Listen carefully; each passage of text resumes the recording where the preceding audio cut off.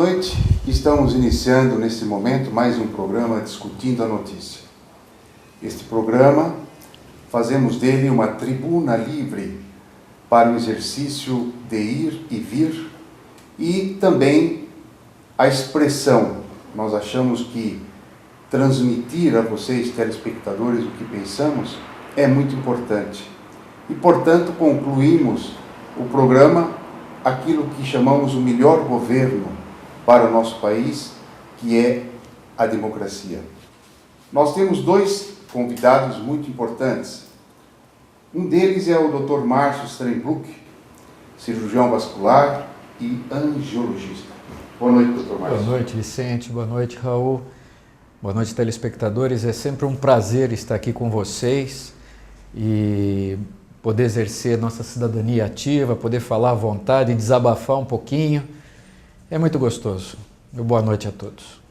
O nosso outro convidado é uma pessoa que eu tenho um carinho muito grande, que é o nosso Raul Jafé. Ele é jornalista, radialista e também apresentador de TV. Boa noite, Raul. Boa noite, doutor Contatório, também doutor Márcio. Uma grande honra estar aqui. Não quero aqui jogar confete no professor Vicente Contatório, mas é uma grande alegria conversar com ele, porque é um homem de um cabedal, de uma inteligência, de um conhecimento geral extraordinário. Raramente a gente tem esta oportunidade de tê-lo, não só como um grande apresentador de TV que é, como um excepcional profissional na área médica, na área científica, mas um conhecedor profundo de todos os problemas do Brasil e do mundo. Agradeço as ricas palavras do amigo. Estamos comemorando hoje o 7 de setembro. Eu aproveito esta data para perguntar aos dois convidados, primeiro o Dr. Márcio.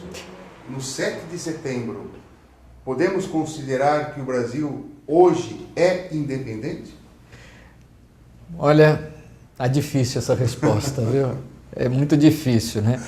Considerando os últimos acontecimentos mundiais, a impressão que nos dá é que nós temos muito rabo preso ainda com os nossos vizinhos, com Bolívia, Venezuela, Cuba principalmente. Eu não considero o Brasil tão independente assim, não. Infelizmente, não. Nosso governo atual não se impõe e a gente ainda depende muito dos outros lá fora.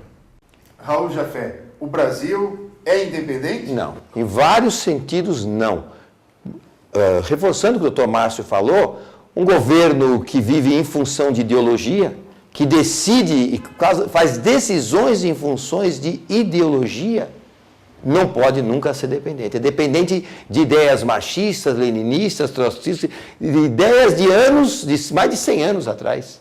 Então, é difícil um governo como esse ser considerado um governo independente. Nem das suas próprias ideias eles são independentes. Né? Eles seguem ideias de outros. Idealismo esse falido já há muito tempo em outros países. Há muito tempo falido, caído, tudo, eles querem continuar a insistir com tudo isso, inclusive influindo na saúde, influindo na educação, na cultura, nos meios e costumes de cada cidadão.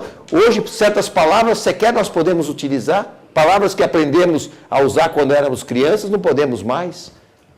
Queremos criar lei até para os pais educarem os filhos, a tal da lei da palmada. Então, que dependência é essa? E para complementar o que os dois amigos falaram, eu menciono a você um acontecimento que nessa semana ocorreu. Falta de coragem ética aos deputados, que ao julgarem um deputado já condenado pelo Superior Tribunal Federal e preso numa prisão em Brasília, eles, deputado, não caçaram o mesmo. Sabe qual a explicação? Em baixa voz no Congresso. Se nós fizermos isso com esse deputado, nós seremos os próximos da lista. É o tal do corporativismo. Nós estamos nesse programa com o propósito de fazer uma discussão que eu acho muito interessante, porque o Brasil, neste momento, ele aumentou as medidas protecionistas e aumentando as taxas de impostos sobre produtos importados, mas não melhorou a situação da indústria brasileira, que está estagnada. Para colocar bala na agulha, eu vou comentar alguns detalhes importantes. Só no governo Dilma Rousseff foram baixadas mais de 40 medidas para defender a indústria nacional da concorrência vinda de fora. E um detalhe mais do que interessante: roupas e calçados importados, e muitos importados, sofrem uma alíquota de 35%, a máxima permitida pela Organização Mundial de Comércio. Com toda essa alíquota de 35% sobre os produtos importados, ainda o importado ele fica mais barato que o produto nacional.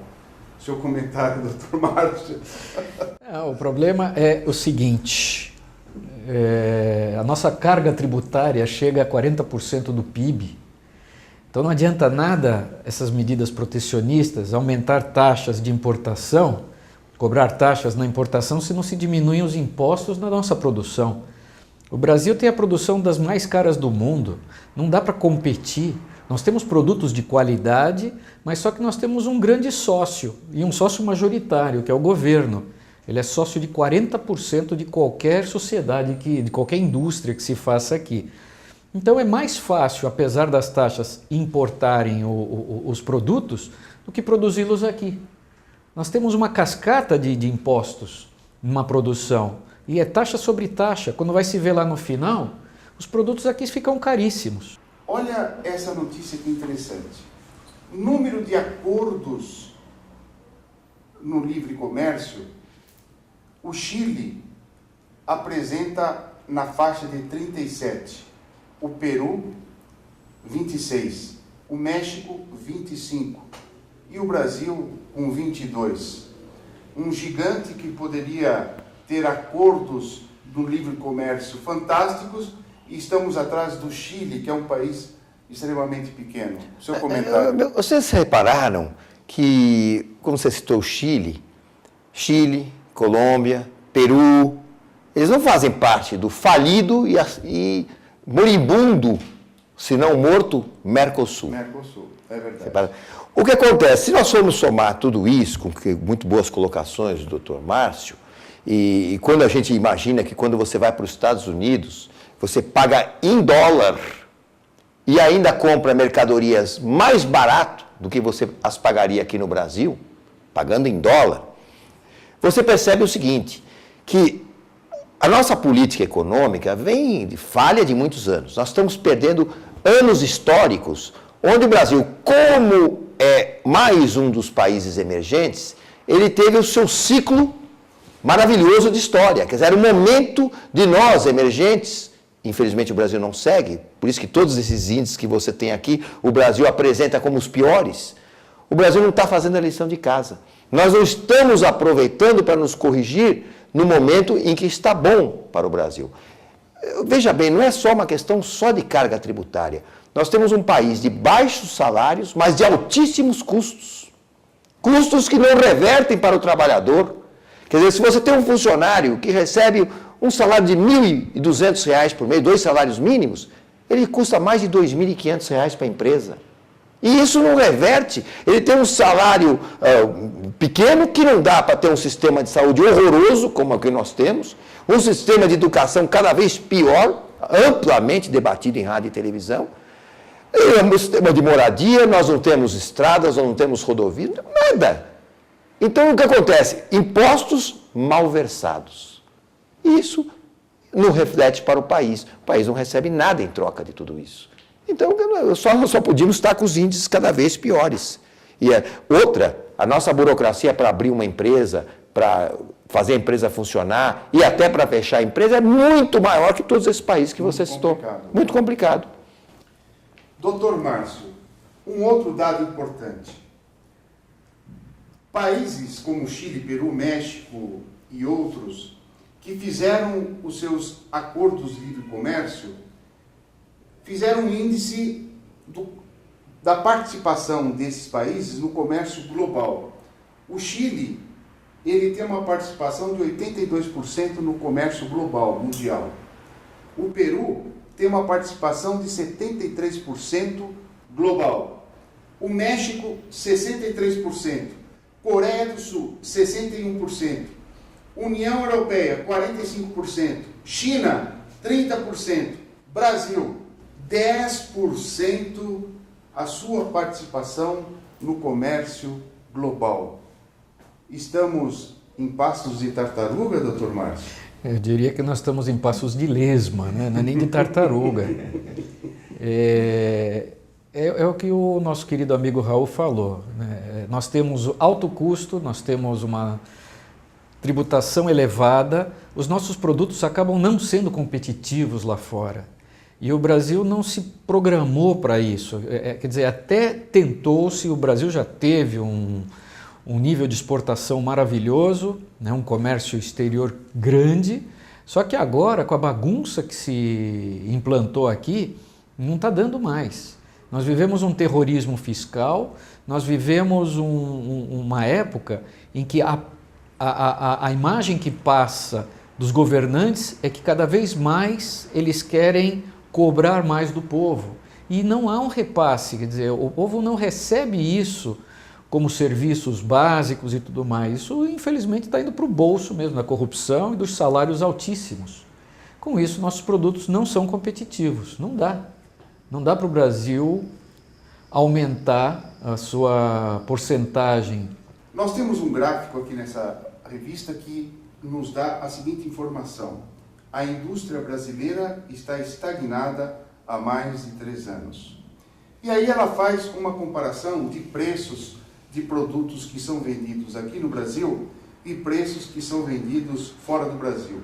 Então, 3 informações importantes, eu gostaria que depois você discorresse sobre essas avaliações. O aço nos Estados Unidos, 47% mais barato do que o brasileiro. Equipamento de mineração na China, 35% mais em conta do que o brasileiro.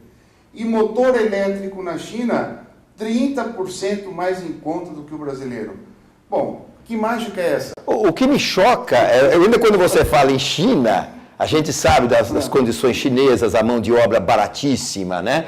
Nós sabemos daquelas condições chinesas. Mas saber que o aço brasileiro ainda está muito mais caro que o americano, que nós sabemos que tem uma mão de obra mais cara, porém, com muito menos encargos que os nossos, com uma liberdade de tratamento entre patrão e empregado que vai justamente na linha de um país democrático. Veja bem que nos Estados Unidos, hoje eu trabalho aqui para o Dr. Contatori, eu recebo ali uma proposta melhor do Dr. Márcio, eu chego ao Dr. Contatori, muito obrigado, Dr. Contatori, o senhor pode me cobrir a proposta do Dr. Márcio? Não, Raul, não posso. Então já estou indo, desvazio minhas gavetas e vou embora, o senhor me paga até o final da semana e eu estou embora. E vice-versa. Se o senhor quiser me mandar embora, ao final da semana eu já estou fora. Essa burocracia toda. Não existe, é igual não sei o quê, justa causa, não é isso, papapá, e salário, 13º, paga isso, tem que pagar direto no sindicato, paga não sei o quê, no Ministério. Uma loucura que aqui é uma... O Brasil, nós tivemos o seguinte, nas épocas de crise, eu achei interessante que se criaram mecanismos para impedir a demissão. Mas no momento que nós temos 7% de desemprego, antes chegou a 20%, tudo continua do jeito como estava, nada se mexe, não há flexibilização nenhuma de leis trabalhistas, não se permite sequer os acertos entre empregados e patrões. Hoje você quer mandar um funcionário embora, a recomendação dos teus escritórios de advocacia ou de contabilidade, não, deixa ele acertar na justiça. É melhor, porque senão ele acerta com o senhor e depois vem pleitear algo mais na justiça e ganha. E estavam querendo eliminar os 10% na admissão. Exatamente. E o governo falou que não pode, porque esse dinheiro é importante, são tantos bilhões para o governo. Para o governo que usa para outros fins que não para o trabalhador. Quer dizer, ele afiança isso. Quer dizer, ele realmente confessa que esse dinheiro não vai para o trabalhador e vai para outras finalidades. E até para dizer o seguinte, eu sou conselheiro da Fiesp. E admiro muito o Paulo Scaff.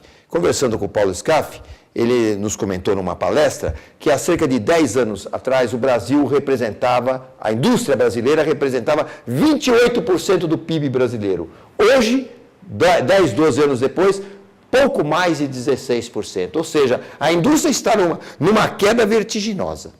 Encolhendo. Acredito que em pouco tempo teremos apenas pequenas indústrias, indústrias de serviços. E certamente o desemprego virá. Certamente, porque nós já temos também uma qualificação de mão de obra deficitária.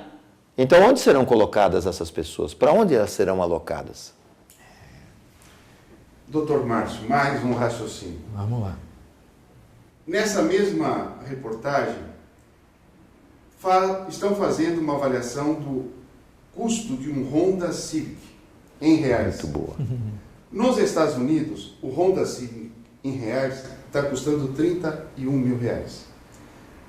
Na União Europeia, 49 mil reais.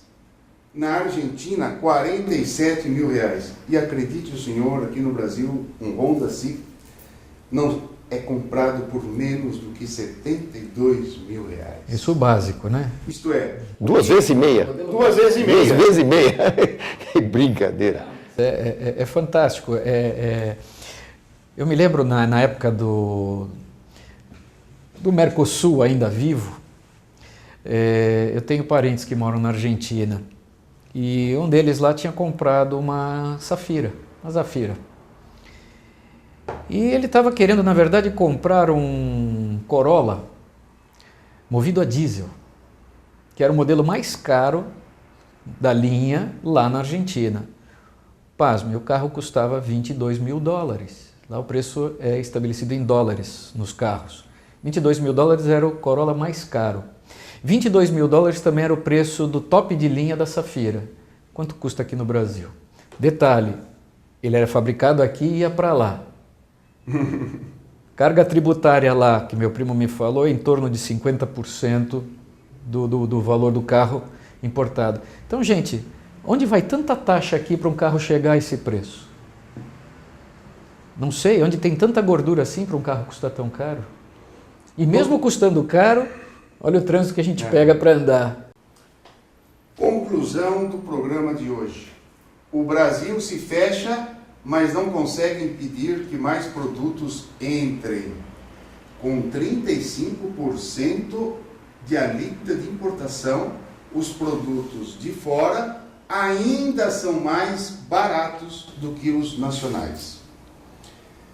Sem dúvida, o governo, a máquina administrativa do governo, está gastando muito mais do que arrecada. E ele, governo, deveria fazer uma reforma tributária que estamos falando há tantos anos e ele não faz. E aí acontece um fato, no mínimo, interessante. E o que é esse fato?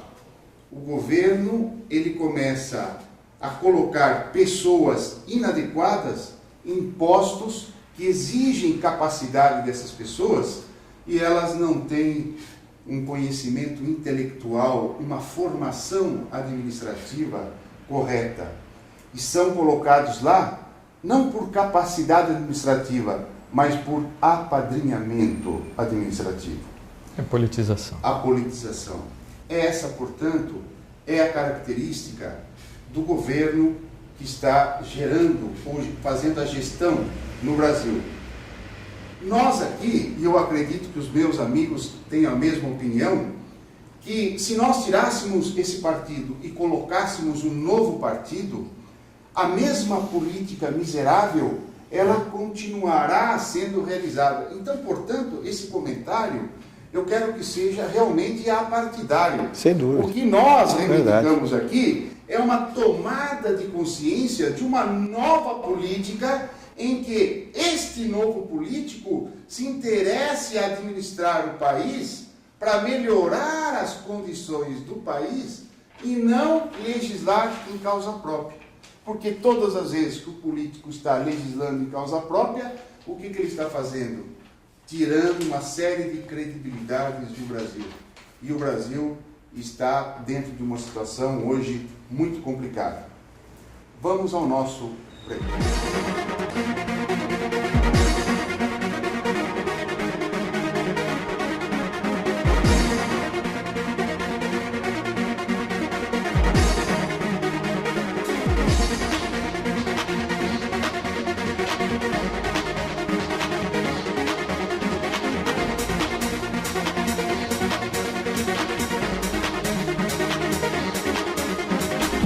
quero informar ao telespectador, telespectadora, que se você quiser também acompanhar o programa online pela internet, digite o www.tvaberta.tv.br. E todos nós, os três, temos a nossa página no Facebook. Dr. Márcio Stringbruch, mais uma pergunta ao senhor. O que provoca má circulação e como evitar dor na perna e cansaço? Essa é uma pergunta muito genérica, né? Quando se fala em má circulação, a má circulação, bom, em primeiro lugar nós temos que falar que nós temos dois tipos de circulação. A circulação arterial e a circulação venosa. A circulação arterial é aquela que irriga, que leva o sangue para as células, e a circulação venosa é aquela que drena, é aquela que traz de volta o sangue usado. Então, a circulação venosa corresponderia ao esgoto, né, do sangue. Muito bem, então quando se fala em má circulação arterial, nós estamos falando então de pessoas que tenham obstruções ou entupimentos, né, em artérias e o sangue não consegue fluir e chegar nas extremidades. Então esse indivíduo apresentará muita dor na perna, principalmente no exercício. Então entenda bem, faltou sangue, não chega sangue lá, ele vai ter dor no exercício porque ao se caminhar, por exemplo, ou se fazer algum exercício, um esforço, há necessidade de mais oxigênio e ele não chega na quantidade suficiente quando tem essa obstrução. Agora vamos para outra hipótese. Então agora nós temos o sangue chegando, a artéria está boa, mas a drenagem é deficitária, ou seja, esse indivíduo tem varizes. Ou seja, em vez de obstruir, as veias se dilataram e agora, como o sangue tem que subir contra a gravidade, ele não tem força e ele fica acumulado na perna. Nessa situação também ocorre dor, mas numa fase mais tardia e geralmente ao contrário, não no exercício e sim no repouso, mas também não no repouso deitado, aquele indivíduo que tem que ficar muito tempo sentado ou de pé e com isso acumula o sangue na perna e fatalmente haverá dor. Então quando se fala, telespectador, em má circulação, tem que se tomar muito cuidado e especificar se é uma má circulação arterial ou se é uma má circulação venosa. E qualquer dúvida a mais, podem acessar o site www.livredevarizes.com e lá tem a forma como vocês podem me fazer perguntas e com prazer responderei. Obrigado, Dr. Márcio. Raul Jafé, você, pela resposta que me deu no último programa, eu já estou colocando você como meu consultor de imóveis preferido. Com muito prazer. Então, me disseram uma outra coisa, que os imóveis em São Paulo subiram porque não existe mão de obra qualificada no Brasil e muitas empresas multinacionais estão trazendo pessoas de fora. Então, essas pessoas de fora querem morar bem. Eu já senti isso em Moema e estou atendendo muitos italianos, ingleses, franceses que moram em Moema. Eu já senti isso. E por conta disso, o preço dos imóveis subiram por essa razão. Isso também é verdade? Também é verdade, mas não total verdade, porque os imóveis no Brasil ficaram estagnados por muitos anos. Nós tínhamos preços irreais de imóveis. Chegou um determinado momento em que o Brasil cresceu economicamente e isso gerou um aumento na construção civil, o mérito do governo Lula, com certeza. O governo Fernando Henrique foi ruim para a construção civil. Isso eu tenho que confessar.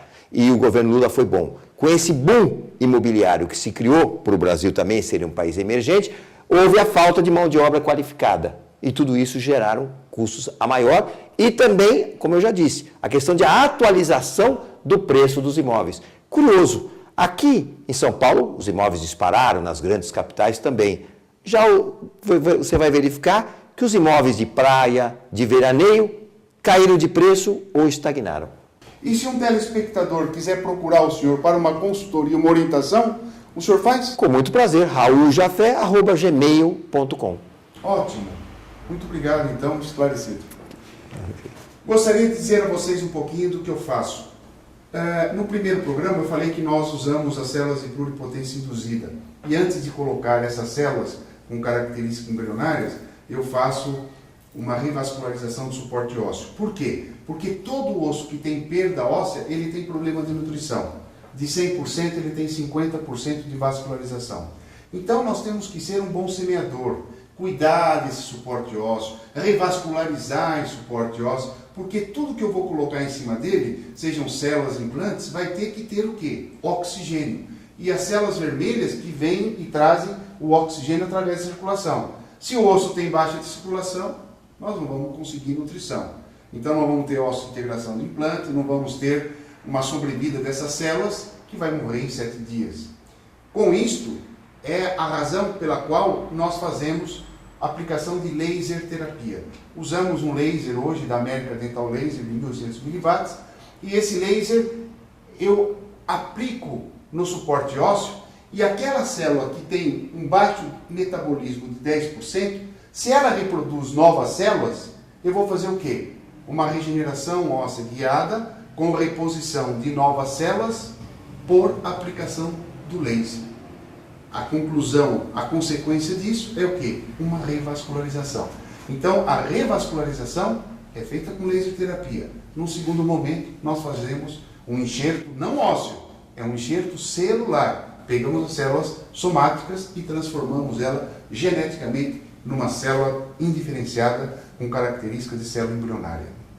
Vou deixar a vocês o meu e-mail, que é o contatore@odontologiacontatore.com.br e o telefone da nossa equipe multidisciplinar, porque nós fazemos tudo o que é necessário dentro de uma boca. Nós temos todos os especialistas na área de odontologia na equipe Contatore. O meu telefone é o 50 55 10 15. Obrigado pelos amigos que enriqueceram o conteúdo desse programa e nós desejamos a vocês um feliz final de semana com família e em paz.